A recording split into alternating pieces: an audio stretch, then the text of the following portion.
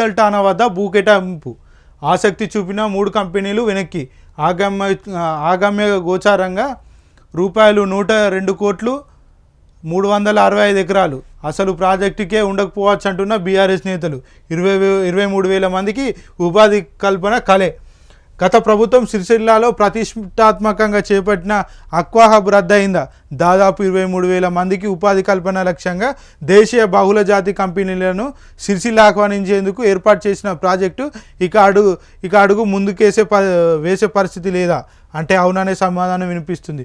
BRS హయాంలో mid Maneru నీటి లభ్యత స్థానిక వాతావరణం అక్వా హబ్కు ఏర్పాటుకు అనుకూలంగా ఉంటుందని నిర్ణయించింది.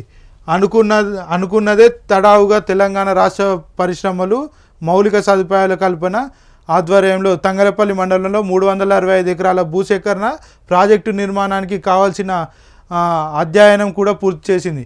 కానీ ప్రభుత్వం మారడంతో ప్రాజెక్టుపై నీలినీళ్ళు కలుముకున్నాయి.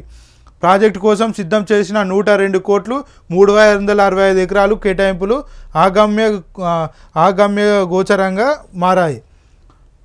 దాదాపు రూపాయలు 102.9 కోట్ల వ్యయంతో రాజన్న సిరిసిల్ల జిల్లా తంగలపల్లి మండలం చీర్లవంచ చింతల్టానాలో ముంపు గ్రామాల్లో అక్వా హబ్ ఏర్పాటు చేయాల్సి ఉంది.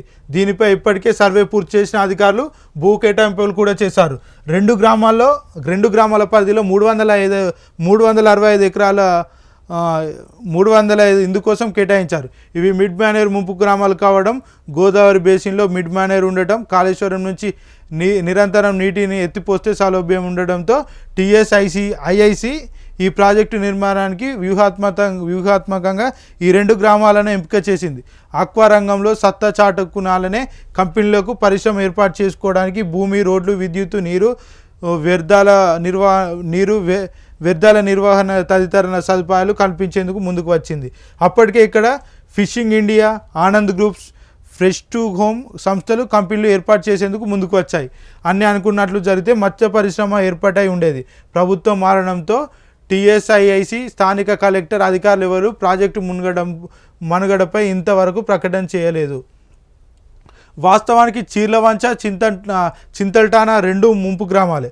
ముంపు పోను 2 గ్రామాల్లో మిగిలిన సర్వే నెంబర్లు 224, 225, 226, 310, 613, 614, 698, 699, 701, 702, 704, 715, 718, 719లోని 365 ఎకరాలను ఈ పరిశ్రమ నిర్మాణానికి కేటాయించారు. ఇందులో అధిక శాతం బరుజ భూమి, కొండ ప్రాంతం. అందుకే ఇక్కడ ఆక్వా హబ్ ఏర్పాటు చేయాలని ప్రభుత్వం నిర్ణయించింది.